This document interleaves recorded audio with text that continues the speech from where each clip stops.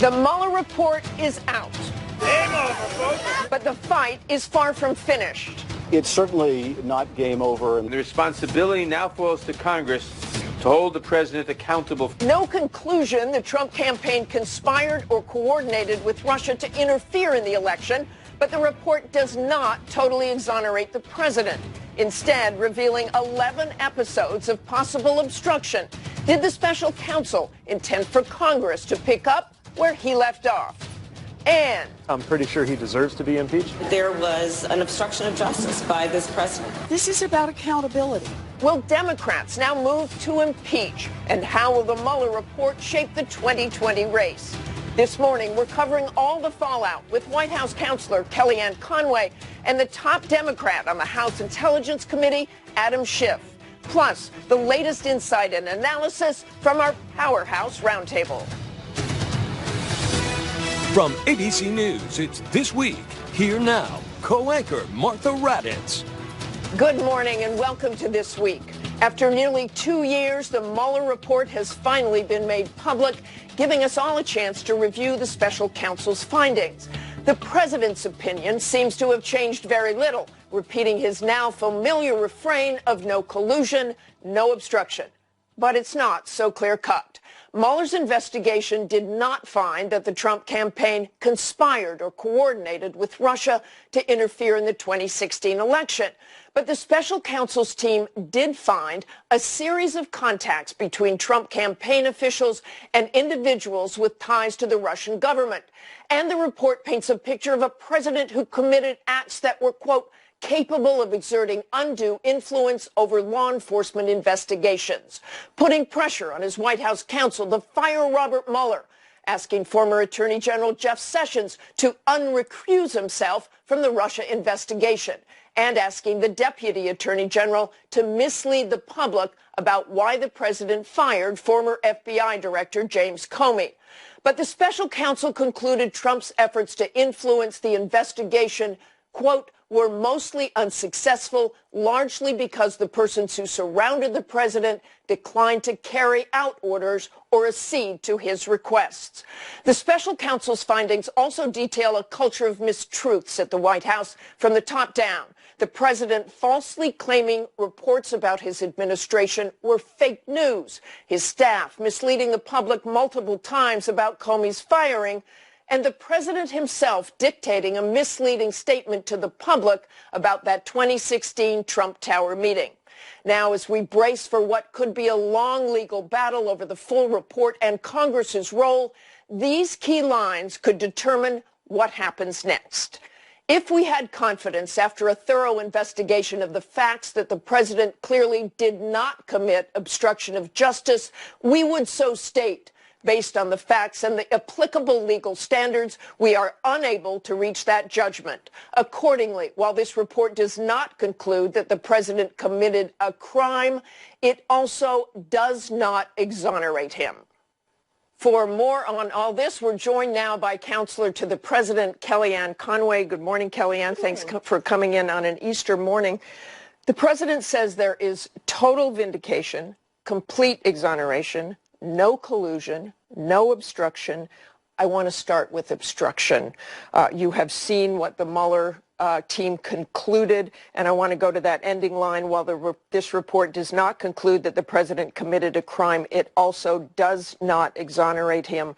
So how does the president call this complete exoneration? The president says that because he's known from the beginning that there was no collusion. There's no criminal conspiracy between the Trump campaign and the Kremlin to try to disrupt and spread disinformation about our elections. And that really was a central premise here. I think ABC was among the first networks to ever use the word collusion in July of 2016, mainly because the Obama administration knew what Russia was trying to do. Kellyanne, I want to go back to obstruction of justice and what Mueller concluded, and I'll read it again.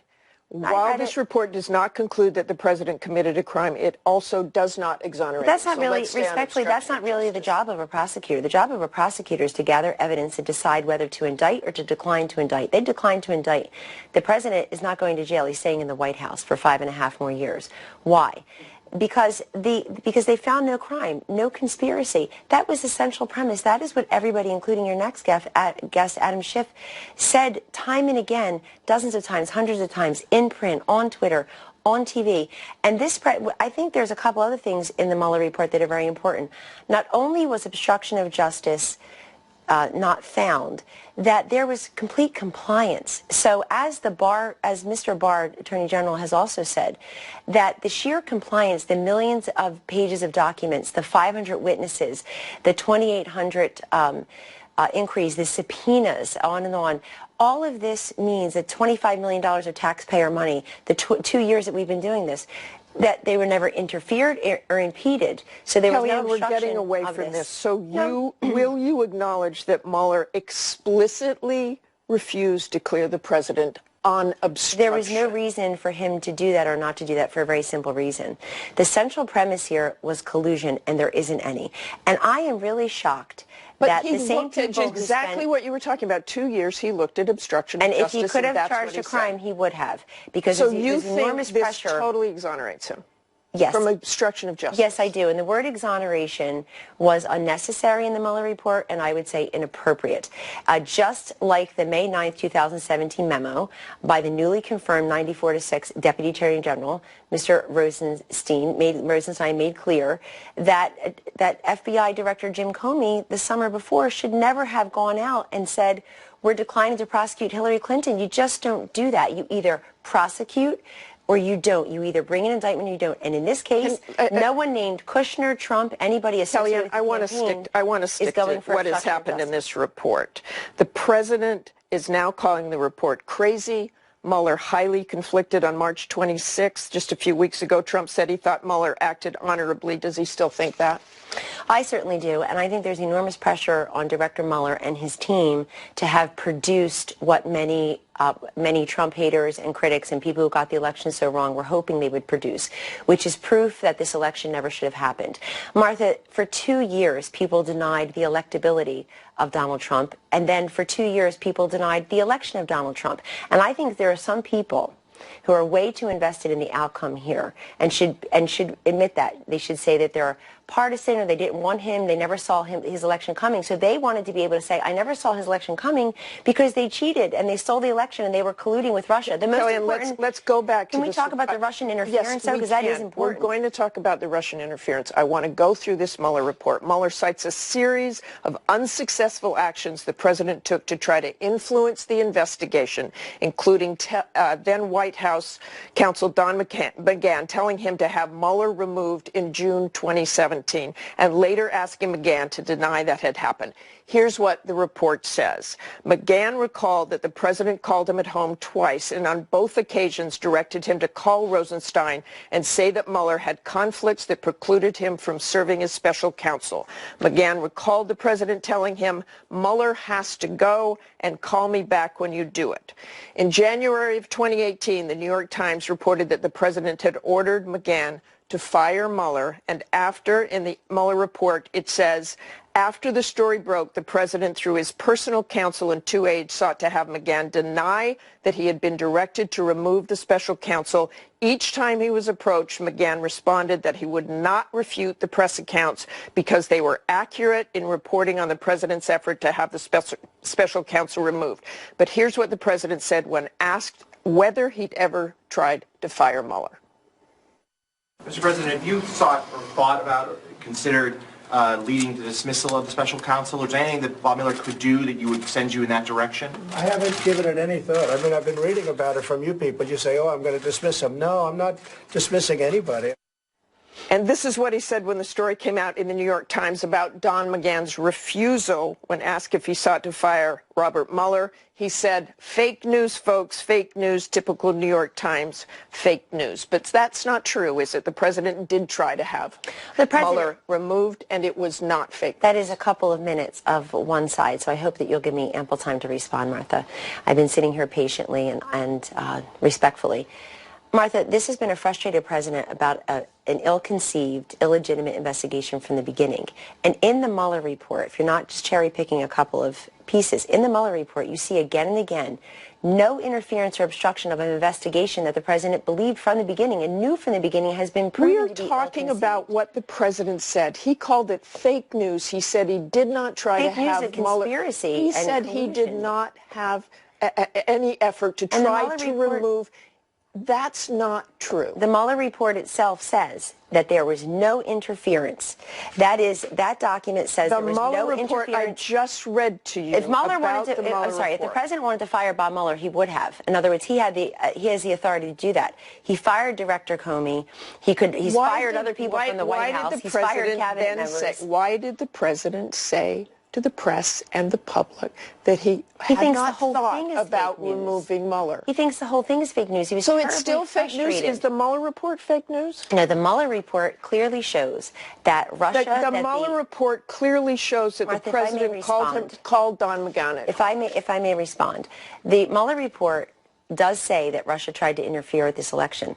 Military officials, people at the highest levels, but, quote, unsuccessfully to affect the outcome of the election, which means Donald Trump has been legitimately elected fairly and squarely. And number two, the Russian interference, the alleged Russian interference in the election, was done with unaided by anybody in the Trump campaign. I thought that's what we were investigating. Was Don McGahn telling the truth in the Mueller report? Don McGahn stayed on the job for 18 months after that. So I think that's very telling because... Was Don McGahn telling the truth when he said... Man. I wasn't there for any of their conversations in this regard.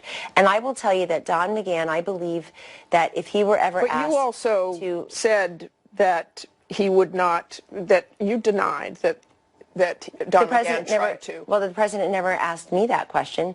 I can speak to that. But let's not mislead the viewers as to what the Mueller report truly does. But you said we are complying and cooperating with the investigation. He has not even discussed not firing. He has not discussed firing Bob Mueller. Definitely not discussed it with me. I can speak for my conversations with the president. There are other things in the Mueller report that don't sound like Donald Trump. He has never, I've been by his side for 3 straight years. He has never once said to me, my candidacy is over, even though others were saying it was. My presidency is over. So what I want the viewers to understand is what is in this report and what's not in this report. There will be no criminal charges brought against President Trump. There will be no criminal charges brought against anybody in his family or anybody connected to his campaign that I managed to a successful end.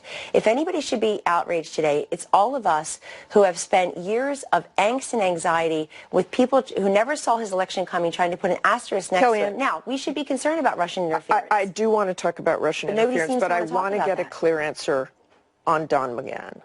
Do you believe Don McGahn when he says the president tried to get him to fire Bob Mueller? I believe the president was frustrated about the investigation from the very beginning and knew it was ill-conceived. And I would remind everybody something that gets zero coverage, which is days before. Please answer that question, You've Kellyanne. got to ask Don McGahn and the president. It is in the Mueller report, and Don McGahn said he is telling the truth. I don't believe it amounts to obstruction of justice, and if it had, then Mueller would have said this is obstruction of justice. But do you believe Don McGahn? I believe that Don McGahn is an honorable attorney who stayed on the job 18 months after this alleged incident took place, and that if he were being asked to obstruct justice or violate the Constitution or commit a crime, help to commit a crime by the President of the United States, he wouldn't have stayed. I certainly wouldn't stay. The president is rightly frustrated and trying to, like everybody else tries to do, make an ill-conceived, illegitimate investigation that's produced no collusion, no criminal conspiracy, no indictment, no impeachment of this president. He was trying to make it go away because he says on page 61 of Volume 2, people should read it, Mueller admits that the president is rightly frustrated that he thinks this ill-conceived investigation is going to affect his ability to go forward with foreign policy and his domestic agenda. He's been under a cloud from day one, Kellyanne, even though on January 6th... We have just a few minutes, and I do want to talk about FBI Director Comey goes to Trump Tower. This is important. Never bothers to come and meet the president-elect for 2 months between his election and January 6th. Comes for that intelligence briefing in Trump Tower. You know how Jim Comey spends the last minutes of his time? Telling the president about some unverified dossier, about some golden shower nonsense that's been disproven in the Mueller report. The BuzzFeed report was wrong. Let's talk about what else was not proven. The investigation did not establish that members of the Trump campaign conspired or coordinated with the Russian government in its election interference. Yes. That is exactly right in the Mueller investigation. But at the heart of this investigation was Russia's role in the 2016 election, and the Mueller report was unequivocal about that as well, saying the Russian government interfered in the 2016 presidential election in sweeping and systematic fashion. The investigation established that the Russian government perceived it would benefit from a Trump presidency and worked to secure that outcome, and that the campaign expected it would benefit electorally from information stolen and released through Russian efforts. You were campaign chair. Do you accept that Russia worked to help elect Donald Trump? I think they tried to sow disinformation, discord in our democracy, and we should never allow that from any foreign government, foreign actor. They were also unsuccessful. Donald Trump won. We didn't need WikiLeaks. We had Wisconsin. He won because he was the better candidate with the better message. And we had a fraction of the personnel. We had a fraction of the resources. And we were very smart about deploying our two greatest assets, Donald Trump and Mike Pence. Martha, it's very important that your next guest, Adam Schiff, to his credit, he and the senator of his state, Dianne Feinstein, pled with President Obama to do more about Russian interference. They sent a letter to President Obama in September of 2016. Your own network talked about collusion in July of 2016. This was an open secret during the Obama administration. Congressman Schiff about that. To their credit, people were trying to get the Obama administration to be more serious. They dropped the ball completely, looked the other way. Why? Because the candidate they wanted to win, they thought would win. That is a disgrace on our democracy, and it should never happen again. But let me make very clear. As campaign manager, I never gave a thought to Russian interference, to Russia helping us. I was talking to people. You retweeted some things that came from Russian trolls inadvertently. And I was contacted by WikiLeaks and never responded. I'm sure the investigators know that. And so, I want to end here with something Senator He won fairly and squarely, and when we see President Trump get reelected, people will point to a couple things like taxes, deregulation, foreign policy. Tens of millions of people read those social media posts. But do you know why I also get reelected? We'll look back at this week. And we'll look at this flawed, this ill-conceived investigation into collusion, which was meant to sound spy-like and actually furtive. They didn't it's use a criminal that word. conspiracy. They used conspiracy. No, the investigators used the right word. But most of the people in the media in the Democratic Party, which sometimes is difficult to know the difference. And the president's still using that. A collusion. But they're all trying to say, well, we don't use that word. Adam Schiff, in at least 14 tweets I saw today, constantly on TV, collusion, collusion. It was meant to sound furtive. It was meant to sound criminal. It was meant to sound like the president would be frog-marched out of office. People will look back at this week as another reason he got reelected. Mark my words, because they spent 22 months, $25 million in taxpayer dollars, constantly beating the drum of collusion. That's why I think that you have many of the 2020 candidates and Nancy Pelosi standing who are themselves saying we're not talking impeachment. Let me end with this. You have read the report. You have also read reports of lying in the White House and that atmosphere, about Comey, about other things, about the Trump Tower. What do you mean Comey? Why Comey because he's a proven liar. Why Comey was fired? No, I think Comey was fired for several reasons. First of all, Comey himself has admitted that the president has the absolute constitutional authority to fire the FBI director. But I will tell you, when I went on TV in those ensuing days, I relied almost exclusively on the Rosenstein memo from May 9, 2017. It's a remarkable document that I had memorized at the time. The name of that document, that memo, is called Restoring the Integrity of the FBI. And it goes on to say that Jim Comey usurped Attorney General Loretta Lynch's power. He should never have done a press conference. That the way that he handled the end of the Hillary Clinton email investigation. Mueller on why Trump fired Comey. Substantial evidence indicates that the catalyst for the president's decision to fire Comey was Comey's unwillingness to publicly state that the president was not personally under investigation, despite the president's repeated request that Comey make such an announcement. I just want to end here with a comment by Senator Mitt Romney, who also weighed in on this. He released a strong statement Friday about the report. Here's what he said. I am sickened at the extent and pervasiveness of dishonesty and misdirection by individuals in the highest office of the land, including the president. I am also appalled that, among other things, fellow citizens working in a campaign for president welcomed help from Russia. Senator Romney did say it was good news that the president wasn't charged with a crime, but he have a point that this shouldn't be the standard for the highest office in the land. The campaign that I managed in those last few months did not welcome help from Russia. In fact, I don't recall being offered help from Russia. It would have been a ridiculous prospect. Should the president at least apologize for WikiLeaks, saying I think the president deserves an apology from millions of people in this country, including those who have an awful lot of power in this country, in a particular political party, many in the media as well, who didn't just say, let's let the Mueller investigation go on and let's see what the conclusion is, but day after day, graphic after graphic, chyron after chyron, panel after panel, story after story, we're leading the public to believe that there was collusion, there was criminal conspiracy. As for Mr. Romney, as a junior senator in Utah, who certainly wanted to sit in the Oval Office, was promised indeed by his overpaid and underwhelming consultants that he would be elected president. I thought that Mr. Romney missed a great opportunity, Senator Romney missed a great opportunity this weekend to say one very important thing, which is that he was right in 2012 when he said to the whole world in a debate against then-President Barack Obama that the biggest geopolitical foe was Russia. People laughed at him. The media ignored him. He was right about that. And I think that President Obama should have listened to those words in 2014 when he had ample evidence that Russia was trying to interfere in our democracy and in our elections. But instead, Senator Romney did what most people do. They have to have Trump as the subject, the predicate, and the adverb in every sentence, whereas he should say, look, the Mueller report exonerates me, Mitt Romney. I was right about Russia trying to sow discord.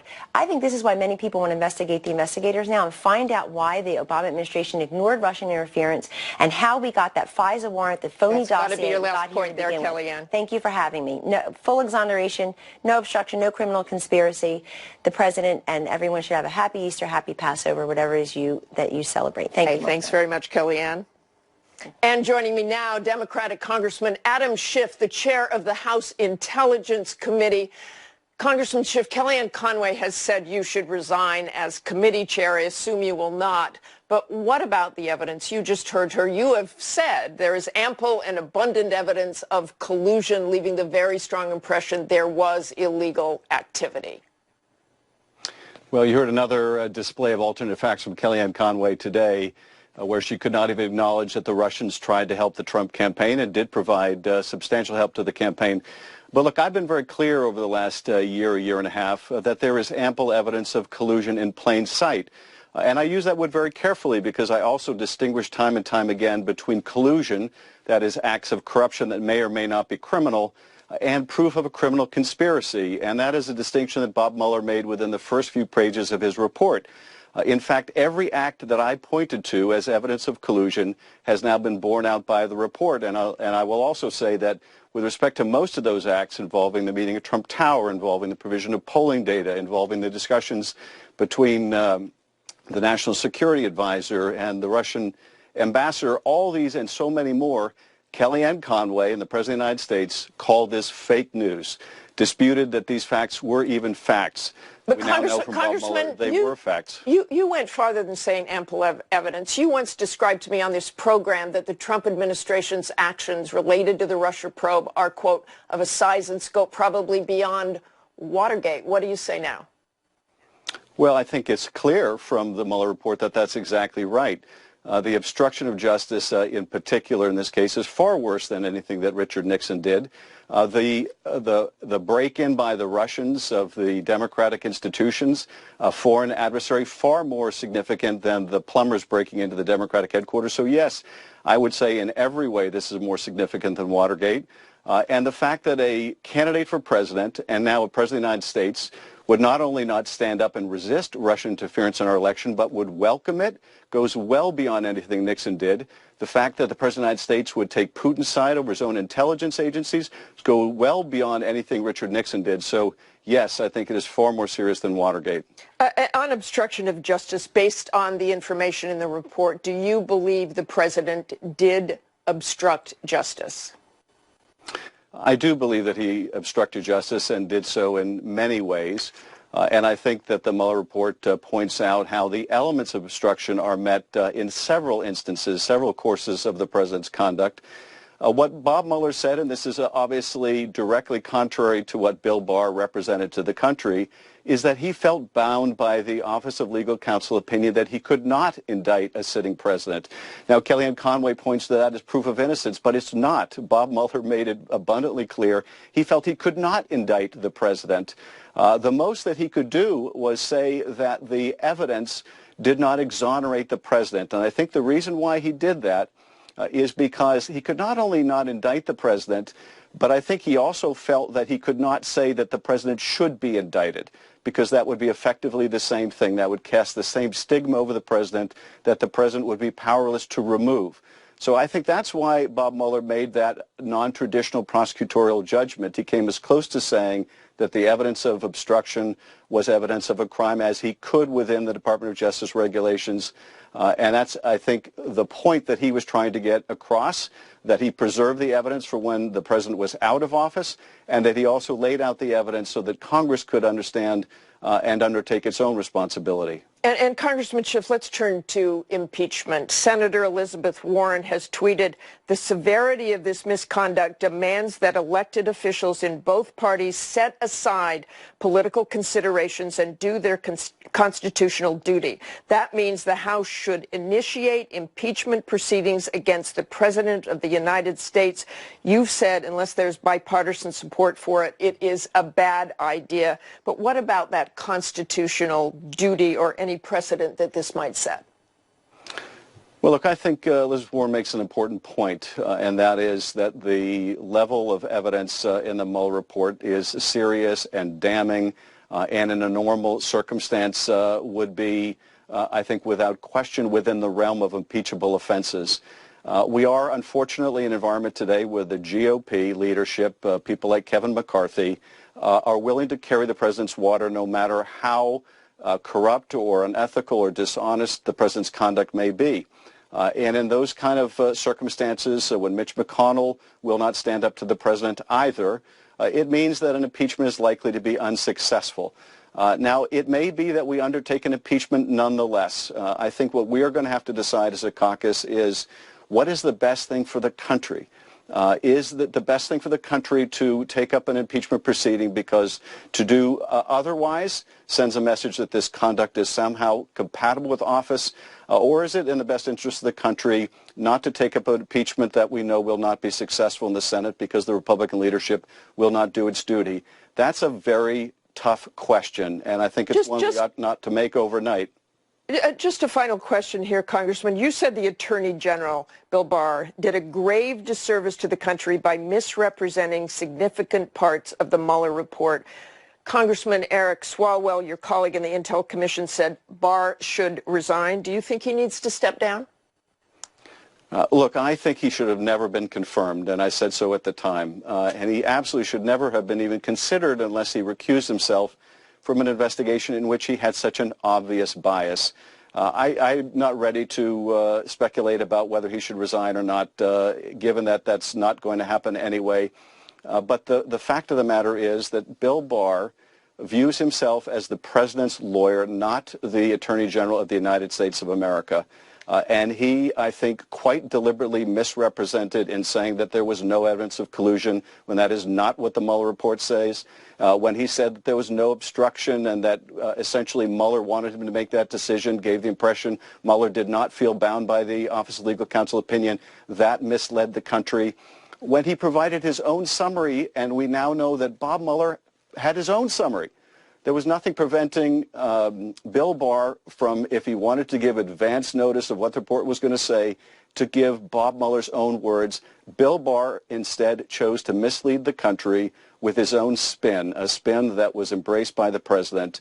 And I think that history will reflect that Bill Barr let the country down when it needed an attorney general of substance. Okay, thanks very much for joining us this morning, Congressman.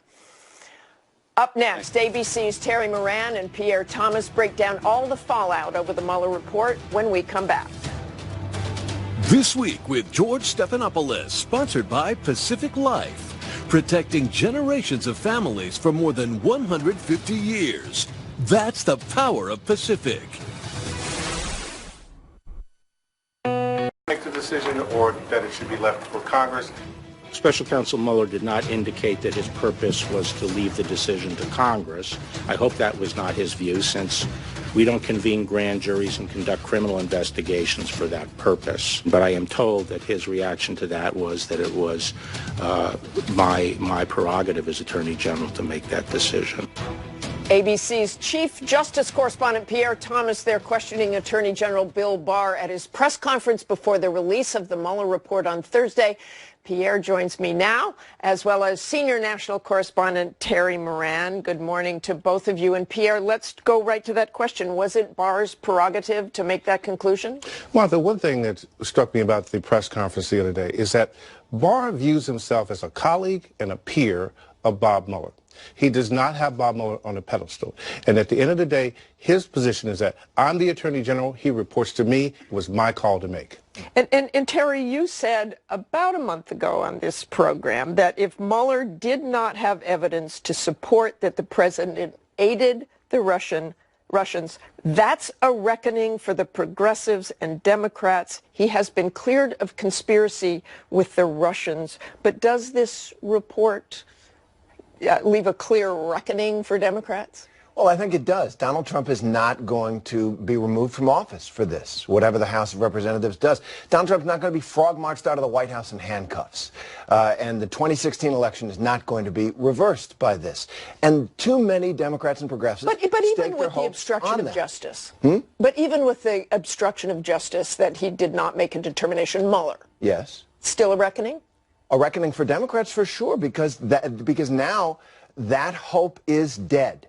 And as a result, they are going to go to the public, as many of the candidates already are, with an argument more than, don't you hate him too? Don't you want to get rid of him too?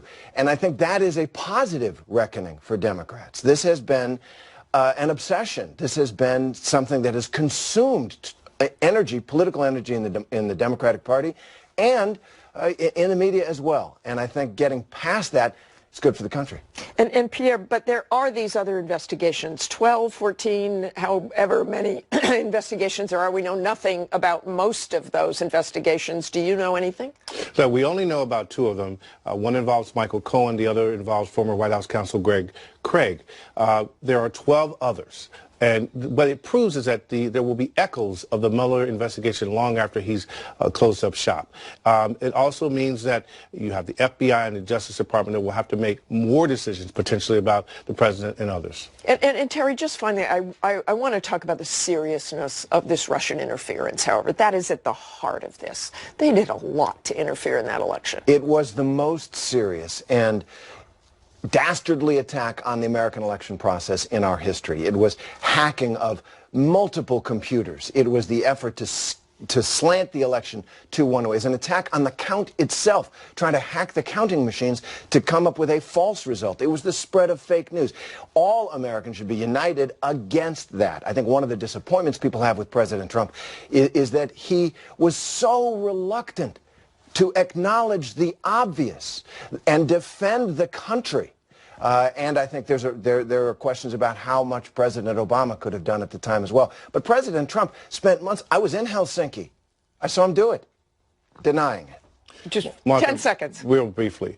At one point, the Mueller report says that there were 59 computers associated with the Democrats that the Russians were rummaging through, and that they targeted hundreds of Clinton campaign officials and advisors. It's stunning. It was audacious. And hopefully we're doing something about that next time. Up next, with Democrats divided over impeachment, how will that debate shake up the 2020 race? The roundtable takes on that and more when we come back. Now, ABC News political director Rick Klein, NPR White House reporter Ayesha Roscoe, Republican strategist and ABC News contributor Sara Fagen, and Democratic strategist and ABC News contributor Stephanie Cutter. Welcome, everyone. Happy Easter. And Rick, I'm going to start with you. The president and his team are claiming, as you've heard, complete vindication. Democrats say not so fast, and they want more investigation. Does this leave the country exactly where we were before, just completely divided, each person hearing what they want to hear? This moment was climactic and anticlimactic at the same time. And it's this extraordinary thing where, in the political class at least, to say nothing of the public, we don't know yet, but in the political class, I think it's fair to say no one's mind was changed about President Trump. That doesn't mean that there aren't really serious things that are raised in the Mueller report, but it does mean that as a practical political matter, this just wasn't a game changer. And Ayesha, the picture the Mueller report paints of the West Wing, and you heard me talk to Kellyanne Conway about this, It's not really a glowing one. The Washington Post put it this way. The vivid portrait that emerges from Mueller's 448-page report is of a presidency plagued by paranoia, insecurity, and scheming, and of an inner circle gripped by fear of Trump's spasms. You cover the White House every day. Is that the sense you get? Well, I think what that report showed in like very vivid imagery is how this is a White House where you have a president that is oftentimes disconnected from his staff. Oftentimes you'll talk to people and it's just like, we don't know what he's talking about. We don't know what's going on. And then what you see in this, and what I think will have the long-term implications, is this idea that the president tells people to do things and then they don't necessarily do them, and that he likes to push boundaries, and that so far he's kind of been confined by people not going through with some of his kind of boundary pushing orders. But what happens when someone does something that he's asking them to do? Some of this has come up with the Department of Homeland Security. When he's asking them to do something that may not be legal. What happens when someone follows through on that? And Sara, it's kind of exactly what I was going to ask you. The report lays out these several instances when the president directed aides to do something they did not follow through on. Kind of a blessing in disguise in this case, it seems. But what does this tell you about the White House? Well, you know, I think for all the chatter about some of the Trump staff going into the administration about perhaps people not being qualified or perhaps him not having the best team, they actually turn out to be a great team for Donald Trump. They know him well. And as Bob Mueller pointed out in that report, which is the president was very frustrated with this investigation and believed that it was never true and never should have been conducted. And he had a staff, particularly in Don McGahn, who knew he was lashing out and didn't act on it. And as a result of that... So they know when to ignore him and when not to? Well, it's like anybody in a relationship. You know when somebody is frustrated and they're venting versus when they're serious. And I read this, and I think perhaps even Bob Mueller, to his credit, while that wasn't his job, is to psychoanalyze the president, he took that into account, that the people closest to Trump knew when Trump was lashing out and angry and upset about something he read because he felt it was unfair and unjustified, and you know, when it was true. And Don McGahn served the president actually quite well in this regard. And Stephanie, Senator Elizabeth Warren, as you heard, now calling for impeachment. Do you think many others will follow? Do you think that will happen? Do you think it should happen as we approach 2020? I think that there will be more that call for impeachment proceedings, but I think by and large, most Democrats are looking for Democrats to do their job. And what does that mean? It means that they've got to continue investigating and get the facts. And a big piece of that is getting Bob Mueller to testify before the House. I think that this debate, you know, we all think of this debate in this moment as a static debate. What should Democrats do? What should they not do? I think if Bob Mueller comes and testifies to the country and even just, he could just read off of the report, I think that's a big moment. A big moment not just for Democrats, but for Republicans. All the questions this morning have all been about what Democrats should do. What should Republicans do? Republicans... But is the country exhausted by this? I go out in the country, people aren't even tracking They are exhausted. It's not coming up on the campaign trail. I think that we've all realized that. However, I was struck by something a freshman Democrat said over the past couple days. Abby Spanberger, who is a new member from Northern Virginia, swing district. She said, is it divisive? Absolutely. It's divisive to start impeachment proceedings. Does that mean we shouldn't do our job? No. We need to do our job. So the question is, how does that all flow? Remember, there was a year of investigation before impeachment proceedings started on Richard Nixon. Democrats have some more investigating to do. They've asked for his tax returns. Let's look at what's happening with his business with Russia. Why is he so cozy with Russia? He invited Russian interference in this election. Why? We need to get to the bottom of that. And Rick, on that same vein, this wasn't the report that many Democrats were hoping for, and Congress is continuing to push forward for investigations. But I was struck by the focus of the Democratic address this week from Representative Debbie Dingell. She talked about health care. She talked about jobs. I think the message was pretty clear in that of just move on. Let's not get into the Trump accusations again and again and again. I think the answer for Democrats may not necessarily move on, but move to the side, this whole issue. And if it isn't impeachment, maybe it kind of looks like impeachment light, where you've got a whole series of investigations. And I think Chairman Schiff, in your interview a few moments ago, hinted at this, that, yeah, there's probably enough if you want to impeach the president to say there are high crimes and misdemeanors, and you can pursue that. But that isn't necessarily, well, it's almost certainly not going to be successful. And short of that, there's lots you can do inside the confines of the Mueller report, plus other things around there. And by the way, I think 2020 candidates would like to see that handled on Capitol Hill because it takes the pressure off of them. They are not being asked about it. They want to have a good answer. I think it's helpful for them to say, look, the process is working its way through, when as a functional matter, we know this is going to be litigated in next year's election, not through impeachment. And how much focus do you think there will be on this? What are you hearing from voters? What do you think is happening out there in terms of this report? It seems like, as always, voters are focused on kind of those bread and butter health care. And it has seems like that's what Democrats have been talking about on the trail. They haven't necessarily been leading with, we're going to impeach the president. I think that there is a case for people that are very adamant about wanting to see some type of justice when it comes to the president. Those Democrats who are like, why should we let this just slide? We should be more aggressive. And so I think that's why you see Elizabeth Warren coming out and saying, look, this rises to the level of impeachment. Let's at least look at this, because there is this need, I think, on the Democratic side to put up a fight among some. I think for a lot of average Americans, they're probably going to be focused on those pocketbook issues. And Stephanie, let's move on to the Democrats a little bit here. The Trump campaign raised about $1 million from its supporters after the Mueller report. They also raised more than $30 million in the first quarter, as much as Senators Bernie Sanders and Kamala Harris, the two top fundraisers. Is that a bad sign for Democrats? Well, yes.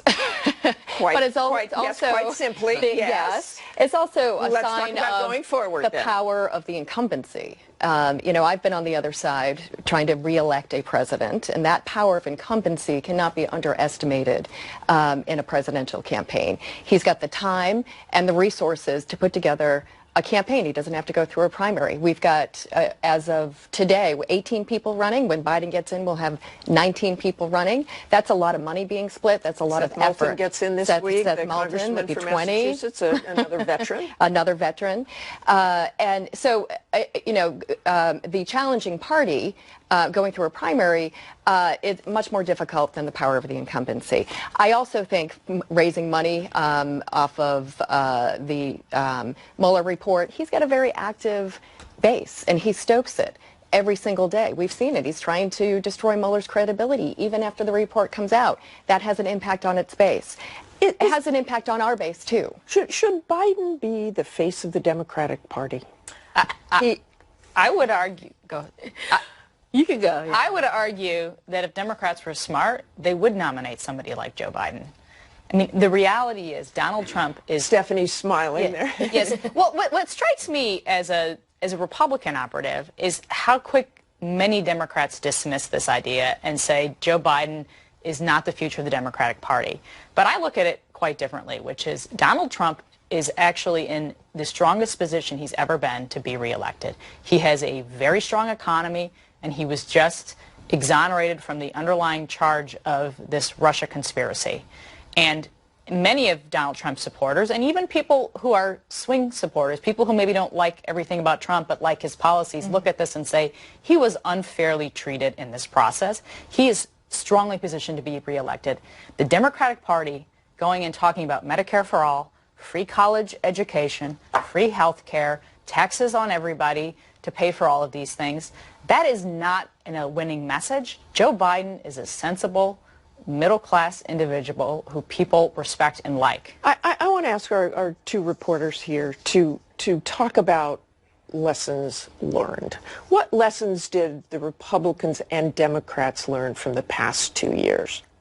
I think that's very hard to say, because I think in D.C., do people really learn lessons? But I think that or they might learn the wrong ones. They learn the wrong ones. But I think what is interesting, and this kind of goes off of what was just being said, is when Donald Trump came into office, he came into office as the outsider with very not sensible ideas, but we're going to have a wall and Mexico is going to pay for it. And now it's kind of reversed. Now he's the incumbent, trust me, and all of these Democrats have these very kind of wild ideas. Do we want to trust them? But what I think that what we saw with President Trump is that things that look very kind of wild and outrageous to the kind of DC establishment can quickly become the norm if they are sold in the right way. And so I think that Democrats, even though they're looking at these bold ideas, that may be what they need to do to get the attention and to get the attention of voters. And for Republicans, I think these last 2 years have tracked President Trump's hijacking and complete takeover of the Republican Party. Mitt Romney notwithstanding, Republicans are still behind him, and they're going to be in with him for better or for worse through 2020. For Democrats, I think their expectations around Mueller probably were unrealistic.